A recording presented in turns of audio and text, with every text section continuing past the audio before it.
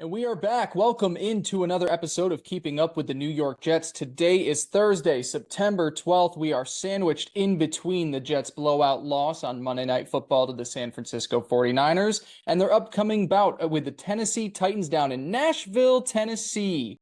Alongside Theodore Pristash. Yeehaw! Yeehaw! Alongside Teddy Pristash, I am Blake Pace. Make sure to follow us on our socials at KUWTNYJ. If you're listening on Spotify or Apple Podcasts, subscribe, give a review, share with a friend if you're on our YouTube channel, which again is at KUWTNYJ. Hit a like, hit a subscribe. We appreciate your support as always. Theodore, What up? how you doing? I don't know. I'm okay, I guess. To be honest, it feels good to be sitting here going into week 2 with Aaron Rodgers still our quarterback. Yeah. So, you take a look at 365 days ago. I feel okay. It was an interesting game with the Jets for sure. Yeah, I think you build up so much excitement and everybody starts buying into the Jets hype train as well, too. I mean, we were on this show with two of our friends that are a Bills and Patriots fan, and they both were like, yeah, the Jets are going to win this division. I'm not saying the season's over and those takes aren't legit, but it's like we feel very confident. We're getting toward the season. Then everybody starts getting confident. You know, Schrager picks them to make it to the AFC Championship game. Like, you're just hearing all the Jets buzz, and we finally get to see them, and they lose 32-19. Against the San Francisco 49ers. So it was one of those where you just get to the game and then all of a sudden it's already out of reach in the first half and just like, Yeah. bummer. Yeah. Yeah, I don't really know the best way to dissect this game. But I will say, well, what do you got? I was going to just do a game of worried, not worried and go through and talk about it. Because I think that was the big thing is like, we both talked about, and this will pivot into the first one where it's like, the Jets lost bad, outside of a garbage time touchdown. It was 32-13 until, 20 seconds left. There were things that did not look good, but there were also things that we expected to not look good. So I guess before we dive into those specific things, just in a general perspective, are you worried or not worried about the result itself on Monday Night Football? Yeah, I'm not worried. For sure. I'm definitely in that camp. It's a long season. By no means are teams what they're going to be always, in week 1. Definitely. And, we started the season against the 49ers. A lot of people are saying the best team on our schedule. And, obviously you'd love to win. You'd love to have looked better or just as a team defensively specifically. But generally, no, I'm not worried because I do think that we saw some things and I do think that, they're going to have that ability to get better. The one thing I will say before we really dive in is like the beginning of the game where, you get the first drive and it's run, Alan Lazard drop. And then seen that before. the first play of the next drive, because then they hold the San Francisco to a field goal, so you get the ball back. You're like, all right, they got 3 points. Like, let's go. Then the next drive, a fumble on that very first play. Yeah, it was that part was just like, this is exactly like all the other years, where it's like we haven't even gotten a chance to get rolling, and we're already behind the 8 ball. So that was frustrating for sure. And like, scored 1 touchdown in the first half. Amazing drive. We'll talk about that later, I'm sure. But at the same time, it was just like, you got that one piece of hype. And then it was like, that's the only time that we did it the whole first half. So like those little things like that were like, God damn, like this just could be going better. And it's not. But from an overall perspective, I mean, anyone who says this is anything like, losses in the past, like, sure, it was kind of a blowout. The defense didn't look great, but there were a lot of things that we haven't seen in a very long time,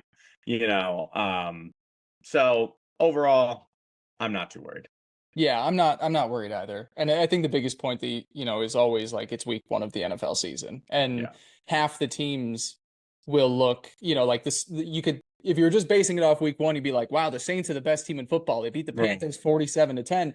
The The Saints are a bad Ravens football lost to the team. Chiefs. Like You know. it's all these different results. We're just fixated on this one, especially, and we joked about it a bunch last year, but it's also just unfortunate getting these primetime games and then it turns out into these blowout losses. And it's like everybody is just watching you. So that's what you have to react to, especially when it's a standalone day. Like you're only getting one Monday night game. So that's what everybody's talking about on Tuesday. I agree. The 49ers are a really good team. They were in the Super Bowl last year, and they have, over the last 4 years, it's them and the Chiefs as terms of models of consistency. Like those are the two teams that have always been there in the NFC title game, in the Super Bowl. So sure, I would have loved to march in there and beat the Jets. Or beat the 49ers. We both thought it was going to happen. It didn't. And now we just pick ourselves up and we move on to week 2. Yeah. So yeah, I'm not worried either. Before we get too much deeper in, because I do think this is going to be kind of a theme of the episode. But like, we played the 49ers. Again, a lot of people think best team on our schedule. Yeah. There's a lot of built-in excuses for us here. There's a lot of built-in reasons to say we don't need to be worried. And everything, there's two sides to every coin, right? Like the defense should look better.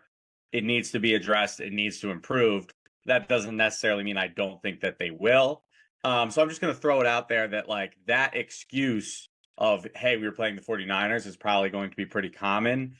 The real story is okay, we got to go to next week and the week after, and we got to start showing that we can win some games and be a competitive team, and hopefully then we can be on the same level as the Niners. But as of right now, it was not a win week 1, but also not time to hit the panic button. Yeah, yeah. Nothing was more apparent to that, oh, we played the 49ers than seeing their run game just carve up the defense. It was 180 yards on the ground, most of that by Jordan Mason, another undrafted free agent that Kyle Shanahan's just like, let me turn you into Jesus. Christian McCaffrey, it was announced Monday, wasn't going to be playing. So you're like, okay, wow, this Jets line might be a little bit juicier. Nope, the run game just carved up the Jets. Were you worried? Are you worried specifically about this, what we saw out of the run defense moving forward for this team? I mean, I would say yes, for sure. We talked a lot this offseason just about, the Jets defense, how stout it's been the past 2 years. A lot of, hey, I think this is, the best defense in the league. It does seem like that needs to be tampered down a little bit. I mean, when you just get gashed and gashed and gashed the way they were, regardless of who you're playing, that's not a positive thing. I mean, they scored on 8 drives in a row.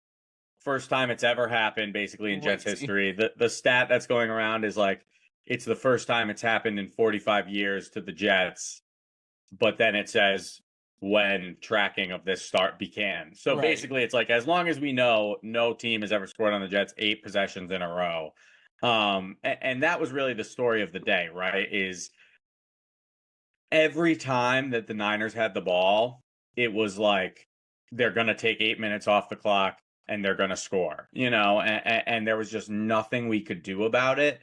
Going into halftime, they have a long drive and then kick a field goal to go up 16-7, right? So right there, it's a 2-possession game. And then they're getting the ball to start the second half, and then they just do it right again and score a touchdown.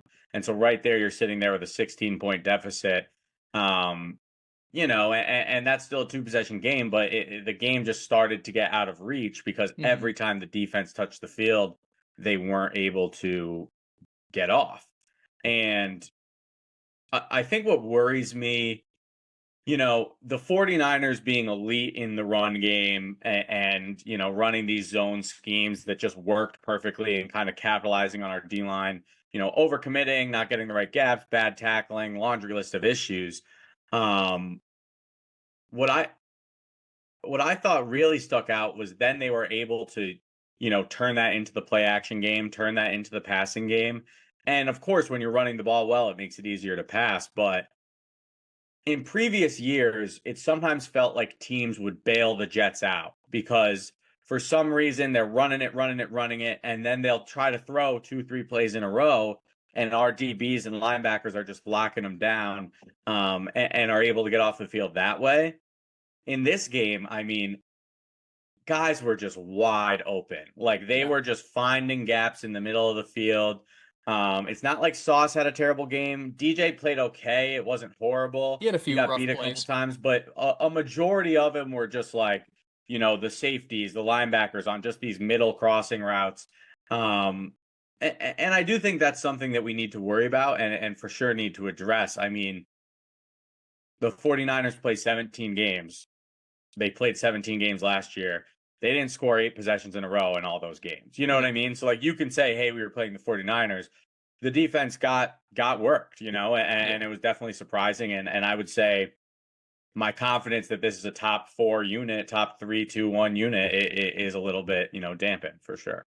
Yeah, my biggest excuse that I'm going to give the Jets, and I said this before, and I'm not sure how much it matters at the end of the day, but you did have Kyle Shanahan going, the best mind in all of football, Yeah. going up against the defense he saw in practice for 4 straight years when Saleh was his defensive coordinator. So you would think if Kyle Shanahan knows how to dissect and break down just about every defense in football, a defense he went up against in practice for 4 years, I think he knows exactly what to do.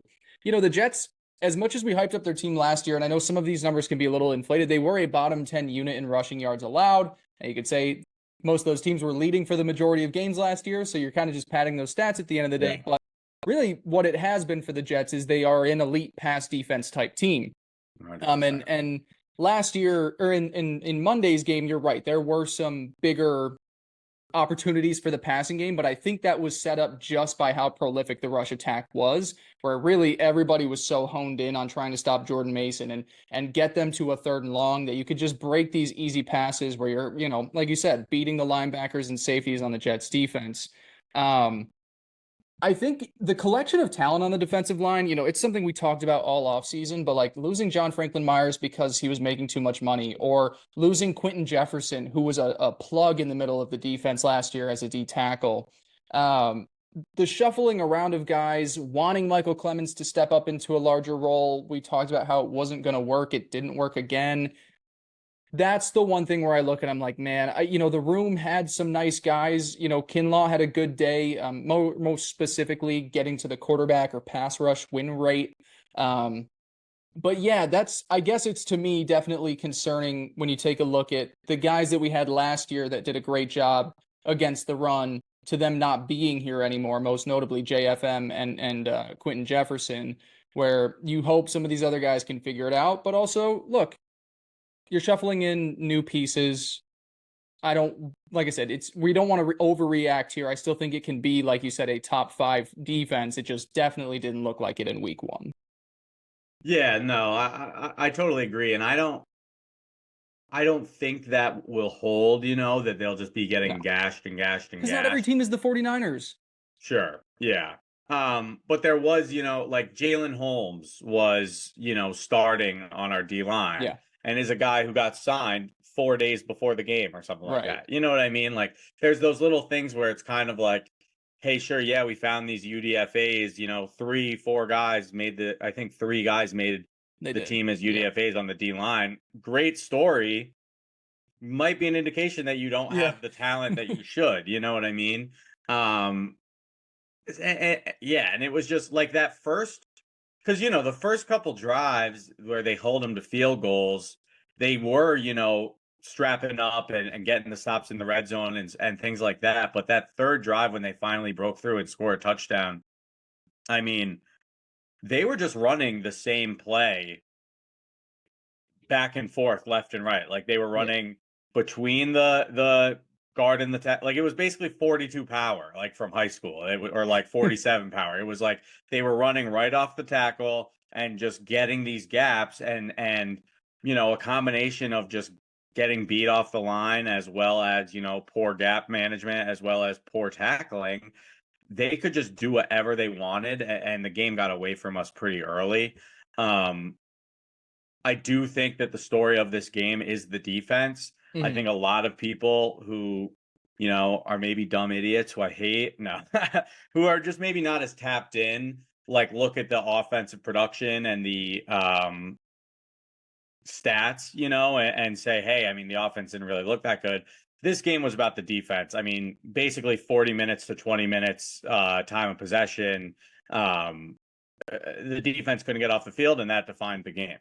It's impossible for an offense to get in a rhythm when the numbers are like that. And especially, like you said, when you have a 3-and-out or when you have a fumble in your first 2 drives, it's like you can't get in any rhythm because you're already down a deficit by the time that you actually get a drive going and sustaining, first downs here. So the game did slip away and kind of put you in that situation. And there were plenty of games like that last season. I mean, I almost remember, not that the team resembled anything to what we hope it will this year, but that Dallas game, it was just so out of reach within the first 5 minutes that you're like, fuck, even if we got something in a good groove going, we already have this, deficit we have to climb out of. To talk about the offense, I guess the one thing that I do carry and want to talk about, from last season to this year was the predictability of the offense. There were some of those drives where you're right, like you said, it felt like last year we were like run, pass, run, pass, run, third and long, pass, incomplete, 4th down, punt. The 4th and 1 play, I sent you a screenshot of that image where it's like, and again, if it's 4th and 1, you need a couple of lead blockers for your running back going up the middle, but there is something to disguising your offense a bit, changing up the rhythm. And I don't know, did you have any thoughts, I guess, about the way the offense was called on Monday? Or is it one of those where kind of like with the game got out of reach, so it was like too tough to really judge it? Yeah, I think it's an interesting discussion for sure, because that was definitely prevalent in the game where it's like, let's pass the ball on 1st and 2nd down. You know what I mean? Because it did feel like run, pass. And even that 3rd drive, that was, an amazing drive, the best drive that we've had. Real quick, let me just sprinkle this in here. Yeah. That 3rd drive that the Jets had, they converted 3 first downs. Not once did they convert more than 2 first downs in a first quarter last season. Not once did they convert 2 third downs in the same drive, or excuse me, not once did they convert more than 2 third downs in the same drive last season. And so on this, they had 3. And it was a 7-minute and 7-second drive. Not one drive was that long for the Jets last season. And you felt that, right? Like it was either 3-and-out or it was a big play. Yeah. And that was the only way we could score. But even on that drive, right, it did feel like it was like run, 3rd and 7. And then, your normal Jets fan in you is like, well, fuck, there's no way we're getting this. And then Rodgers was making it happen. And I think that's what got us so excited from that drive, was the ability to convert 3rd downs. My only thing with the play calling, sure, I think it left something to be desired, but Rodgers was directing a lot of that. You know what I mean? Like especially in the first quarter, that first drive that we had where it was run, drop to Lazard, like he said kill on the 1st and 2nd run or down plays, and is calling a run play. So to me, it wasn't as much anger at the play calling, and maybe that's short-sighted of me because we do still have Nathaniel Hackett, and that was a huge issue last year. But to me, it was just the ability to run the ball was not there for the Jets. They were getting kind of worked. And I don't think their offensive line played poorly necessarily. I think they played a lot better in pass pro than they did in the run game. Definitely. But to not be able to get a guy like Breece Hall rolling, it does kind of make it hard, because then you are like, well, why are we just running the ball? We just ran 2 plays and got 3 yards, So I think it was a little bit of both, but I think the story with the offense is they only got to run 49 plays, 21 of them were pass attempts by Rodgers, so that's about half. And I think they weren't able to stay on the field and really get things rolling. Of course, there's some 3-and-outs in there that it's like, hey, well, if you get a first down, you stay on the field. But generally, I think the offense kind of looks kind of good. Yeah, and hey, a red zone touchdown as well too. How about that? Yeah, that was nice. Not getting settled for field goals there, including the garbage. Yep. How'd you think about Rodgers? What was it like? Because we've talked about how bad the quarterback play has been over the last few years and how excited we were to have Aaron Rodgers in here. It wasn't a perfect game by any means. 13 to 21, 167, one touchdown. That pick was unlucky. It's just a tip ball that flew in the air too long. Yeah. But there's a couple of those throws, man, that you're just like, oh, this dude still got it. So 100%. some of the movement 100%. you could say was a little bit timid. He's 40 years old. He's coming off a season-ending injury. You could say that he wasn't as confident with his footwork at different times. At least that's what I thought in a couple of situations. But what did you think of the quarterback in his first full game with the I Jets? think that's fair, but I mean, just like the eye test, I mean, I thought he passed with flying colors. Yeah. Specifically, right, like that. I mean, you think about the first third down where Lazard drops the ball. I mean, he put it right on the money. It should have been a catch ball, and it wasn't. Then you fast forward a little bit to the third drive. I mean, that first pass to Garrett Wilson, just running a little, fade go route up the sideline and catching a back shoulder pass was unbelievable. And a lot of those throws really were, you were sitting there and you were like, our old quarterbacks are not making these throws. They're not doing this. There was one third down conversion. I think it was Rodgers' press conference today, yesterday when you're listening, where he basically gave each of the receivers a hot route and he converted it throwing to Garrett Wilson, just kind of cutting in. And he made a joke. He was like, yeah, I kind of screwed up because all of the receivers were just going into the same spot, but I just threw it quick enough that Garrett was able to get to the spot. And it's like, those were the little things that you notice where it really didn't look like another quarterback is going to be making those plays. The throw up the sideline to Allen Lazard was perfect. Beautiful. Dart. Beautiful. I mean, he looked unbelievable. Seeing him get through a game, we just lost the game and got blown out, basically. Lost by 2 possessions. Could have been 3 possessions. I feel fantastic about where this Jets team is. I really do. Right. I think that the offense is showed us in week 1, even with the garbage time touchdown, to be able to score 3 touchdowns is not something that we saw often, last year without a defensive touchdown or a punt return or something like that. So yeah, I think the offense is really exciting, and I think the line looks pretty good, especially in pass protection. And yeah, I guess he did look a little slow, a little gimpy, but he's a 41-year-old quarterback. That's gonna be his game, is just being a pocket passer, and I think he looked great. Yeah. And meanwhile, you look at a guy, and his return to the field was a lot quicker in just timeline, but Kirk Cousins was like a statue on Sunday in comparison. So yeah, I just thought sometimes you could tell he wasn't as forceful in his movements and kind of just a little bit more timid. But also, first game in 610 days. If you go back to his first full game, I guess, because you go back to the week 17 or 18 loss to the Lions 2 years ago. That's, it's his first game back, a very serious injury. He's older. That's to be expected. I don't think that's something that will continue to be that way for the rest of the season. I don't know if there's anything else really with the game that we need to discuss. One note that I had was that Morgan Moses graded horrid on Monday. Across the entire league, he had the 8th worst blocking grade, 7th worst pass blocking grade. Just something that we might want to keep an eye on, because late in the training camp, they were like, oh, yeah, we're giving Olu reps over at right tackle.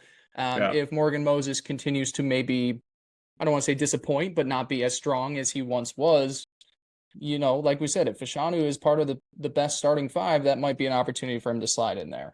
That was really the only thing I had. Any thoughts on that or anything else from the game? The only thing I would say to that, I mean, obviously Olu should be this great player. Nick Bosa, does he play left end? He's standing right there. He's pretty good most of the game. He's pretty good. So, but no, my main takeaway with the game, again, call it an excuse, call it what you want. We were playing the 49ers. It's our first game with Rodgers, first game back. I was pleasantly surprised. I mean, obviously disappointed in a lot of ways, but I think that they looked good. I think if you're out there panicking and freaking out and this is the same old Jets, I think you're kind of being a little short-sighted. Now, if we go out and lose to the Titans, go ahead and panic. Press that panic button. I'm fine with it. But for now, I think, I even said it last week, right? I was like, if we don't win this game, it's not going to be the end of the world to me, because we are playing that upper echelon team. So yeah, let's get to Sunday, see what happens. then I'll have some more real reaction. Exactly. Only news in the meantime, we're still waiting on the arrival of Haasan Reddick, who did forfeit his first game check, not suiting up on Monday or showing up. There had been reports like late into the weekend that were like, oh, it's not totally out of the realm of possibility that Haasan Reddick is with the team by the time Monday People thought rolls he'd show around. up on Saturday, miss the Exactly. game. Yeah. And he's nowhere to be seen. I was just like scrolling through Twitter and I saw Connor Hughes had quote tweeted a local Philadelphia reporter talking about how Bryce Huff, received the fourth most snaps in the edge room for the Eagles Friday night game, and that his role is not expected to be all that large and continue to grow. So it seems like things might not be going too well in Philadelphia for Bryce Huff. And that's just something I think when we've talked about, like, oh man, this Haasan Reddick situation, we did this to ourselves, letting Bryce walk, having to trade John Franklin Myers, might not be working all that great for either side here. So that was just something that I was like, oh, that's interesting. Bryce Huff doesn't seem to be too high on their depth chart, despite getting a big payday. And it also seems like, from what the coaches have said, that his role isn't likely to expand anytime soon. Sure. Yeah. My only thing with the Reddick thing, like I get our D line didn't play great. I don't think it's a direct 1-to-1 correlation. Like obviously No, Reddick would have helped, but Reddick is a pass rush guy more than a right. run stuff guy. So Exactly. to me that really was kind of just like it was convenient to line up. But at this point I have no I'm not saying I think he's going to be there next week anymore. I'm not. Who Yeah. knows? He might just It's forfeit the year. it's crazy that it's coming to this situation. It really He's is insane. like 4 or 5 games away from just losing his whole like what he would have made this year. It's Yeah, just wild. doesn't make sense. Anywho, anything else in Jets land, or do you want to start talking about this important week 2 game Now let's against get the into Tennessee it. Titans? It's Yeah, so the intriguing. Jets open up as 3.5-point favorites on the road this Sunday, noon Central Time. Um, I have to work at 4 p.m. Or else I'd go. It's 5 minutes away Uh, from where I live down here, so I will not be in attendance with my Aaron Rodgers number 8 jersey. But the Jets will be there. Road favorites. The total is set at a very Jetsy total of 40.5. By the way, how about us talking about unders in the Jets? That one got wiped away early on in that 49ers Jets game. The Titans in week 1 had one of the more embarrassing collapses I think we've seen in recent memory. They squandered a 17-0 first half lead, and in doing so, somehow also didn't allow an offensive touchdown the entire game. So the Bears won on some field goals, a punt return insane, touchdown, and then insane one of game. the worst pick sixes from Will Levis like I have ever seen. If you haven't seen the Will Levis picture, go look that up. Oh, just him. It's just Just total him, destruction. hands on Disgustingly his absurd. head as they're returning his pick to win the game. Yeah, so Yeah. the Jets walk in here. This is what you were saying at the beginning of the show a little bit. Like, sure, we lost to the 49ers. The 49ers are a top 2 to 3 team. The Jets need to start stacking up wins, and kind of impressive wins over these lower level teams. The Titans are not considered to be a team in the mix for the playoffs in the AFC. Sure, they've got talented players on defense and added in some nice offensive weapons, but it's the first year of a new regime. This is one of those games that the Jets need to kind of show up in and be like, no, we are new, we are the Jets, we are one of the better teams in football, and we're going to kind of just squash this bug here in Tennessee. Yeah. Yeah, I don't want to call this a must win because obviously you can go 0-2 and still save your season a little bit, Sure. but it feels like that for the Jets. Yeah. It feels like a situation where they do need to go in and, look productive offensively. They need to kind of get back to what they are known for and having this stout defense. And I do think the Titans are a great team to do that against. You know what I mean? Obviously don't have Derrick Henry anymore. They're going to be out there with Tony Pollard and Tajay Spears. Not bad running backs by any means, but not Derrick Henry, not, Right. a Kyle Shanahan led Jordan refined Mason. running game that should, you know, be able to run for 8 yards a carry. They Yeah. got to get a lot of stuff figured out on defense, but I think this is where it starts. And when you play a quarterback like Will Levis, like you need to be able to dominate this game. You need to be able to have your stud cornerbacks really get after it. And then you got to hope that Aaron Rodgers and this offense with Breece Hall and Garrett Wilson and, hey, Alan Lazard with 2 touchdowns last week and Mike Williams coming back off his injury, like this should be a game that we can, handle. And, I'm for sure going to be taking the 3.5 points. Maybe mix in a Jets team total over. I don't really know, but this is a game where the Jets got to go out there and show it. And I do like, I think that from what they showed last week, as ugly as it was, I think they can get that done. Yeah, I think specifically where I'm looking for the Jets to show up is that defense turnaround. The Yeah. Titans, like you said, I don't think they have bad pieces on offense. The offensive line for the Titans was horrible on Sunday. The Bears ate them alive. And the Bears probably do have a good defense, so I want to say that it's not like they were going up against like the Panthers defense. But the Titans averaged 4 yards a play in that game. Will Levis looked awful. I think he had the 4th worst quarterback grade across all guys in week 1. The weapons are nice. Brian Callahan is a good play caller. But this should be one of those readjustments for the defense where they walk in here and they're like, hey, I know what you saw on Monday night. That is not who we are. We're a team that's going to muck it up in the run game. We're going to be, doing the seatbelt strap celebration plenty of times on Will Levis overthrows, most likely. Levis is one of those quarterbacks that you get any sort of pressure on him and he's going to crumble.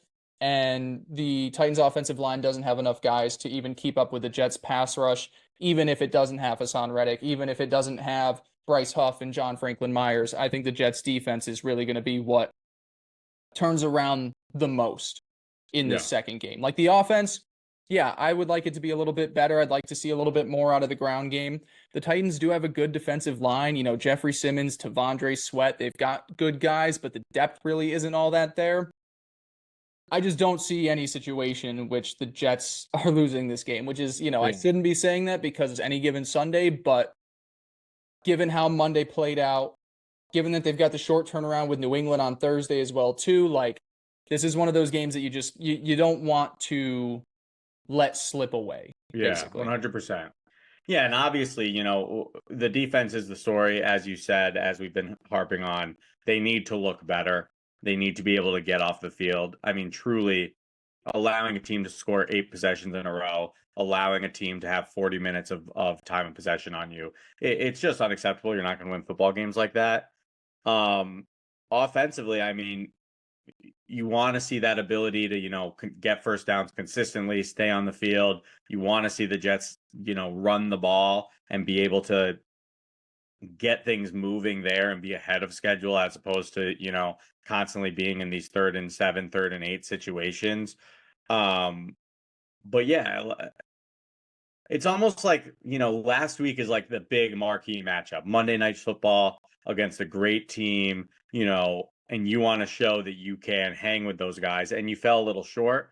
This is that kind of the flip side, but it feels like a bigger game because this is the game where if you're not coming away with a win, you're panicking, and I think that's fair. If the Jets don't look great again and have a similar game, I do think it's fair to panic.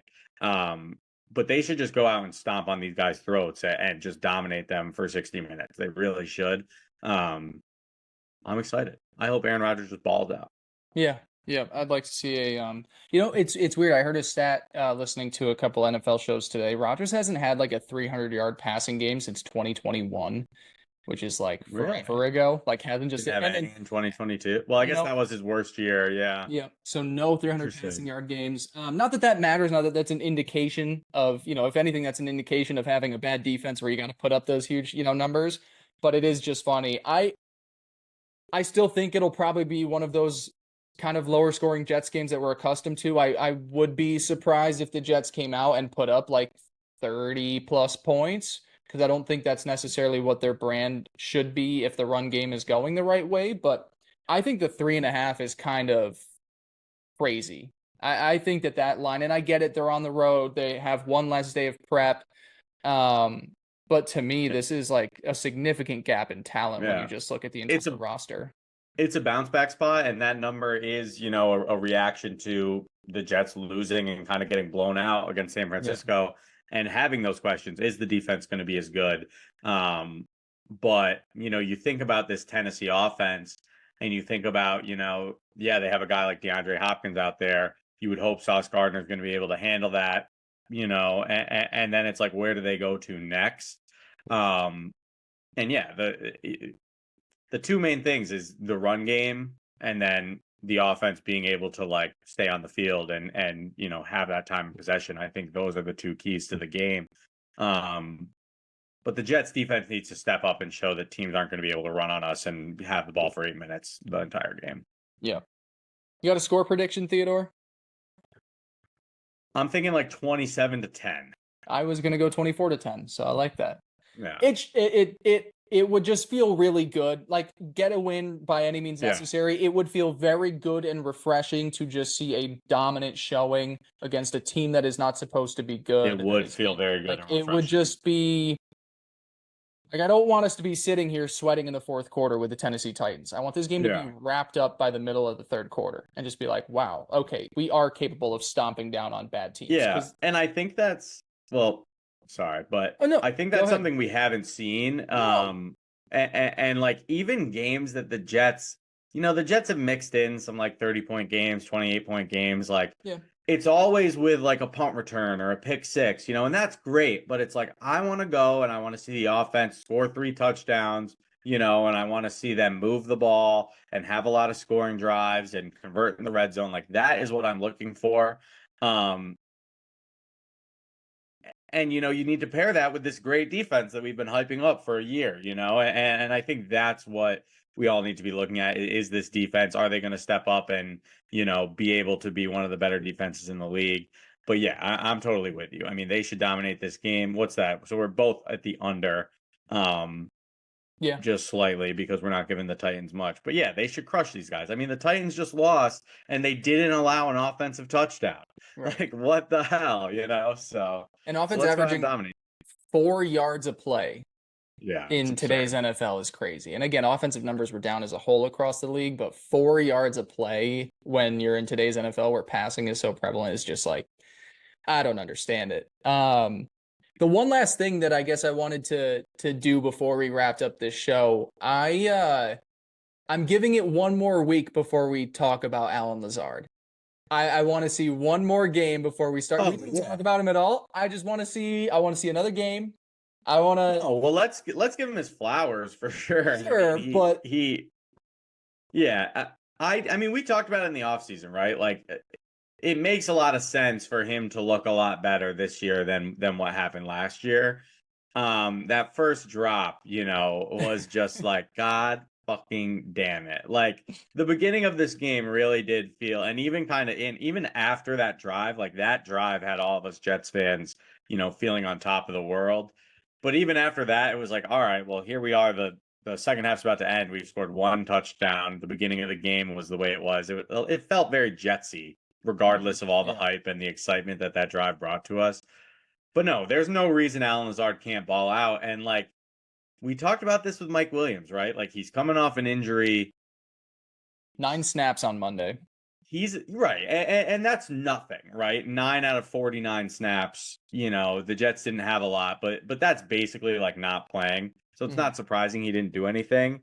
But especially in this early going, like, he is that type of receiver similar to a Lazard last year where, he's on a new team. He's in a new role. He's coming off an injury. Like, it's not going to be that surprising if he isn't this like huge contributor. Obviously, you want him to be, you need him to be if we're going to be the Super Bowl contender, but it's really not going to be that surprising. And for Lazard to be able to step up as he did last week, like this past week, hopefully he can just really get a groove going and, get rid of the drops, get rid of the penalties, get rid of those things that really plagued him and put Jets fans against him. But yeah, you're right. I'll one more week. Let's see if he can have 3, 4, 5 catches upcoming. Yeah, it would be nice. Do you think his line's going to be 1.5 again? Blake and I both took Allen Lazard over 1.5 receptions. And it did. Made a sweat for a half, but it did hit pretty easily. I'd assume it's at 2.5. 2.5 at least. You gotta be. Maybe that's what we do. Maybe he just pays us back for how awful last season was by we always just take his reception total. I know. I bet you his touchdown number was like pretty decent. On the season? No, I mean like his anytime touchdown score last week was probably, plus 200. We should have looked at that. Yeah, so maybe we get him, he gets back into our good graces this season by just we continually make money off of him. Right. On like 2.5 receptions. I Yeah. like that. Yeah. Yeah, we'll see. All right, cool. Well, best of luck to the Jets this Sunday. I hope we come back here next week with a dominant showing. Move to 1-1, preview the upcoming important game with the New England Patriots. Side note, just so super funny that all the other AFC East teams are 1-0 and the I Jets know, are sitting here. so unbelievably frustrating. Kills It's me. hilarious. I do just want to throw out Breece Hall rushing yards, Breece Hall anytime touchdown score, maybe even Breece Hall receiving yards. I think he has a big bounce back game. That'd be nice. I'll take that. I like that. Because I think his rushing yards are going to be a little muted after what he did this week. Yeah. So I think that's a good bet. Hey, give us more Braylon Allen snaps. He got as many as Mike Williams on Monday. I want more Braylon Allen out there. I totally agree. Again, hopefully if we just get more offensive touches, right, he'll be that able will to count. Yeah. Awesome. All right. Well, thank you guys so much for listening to another episode of Keeping Up with the New York Jets. Enjoy your weekend. Enjoy your Jets football. We'll talk to you next week. Peace.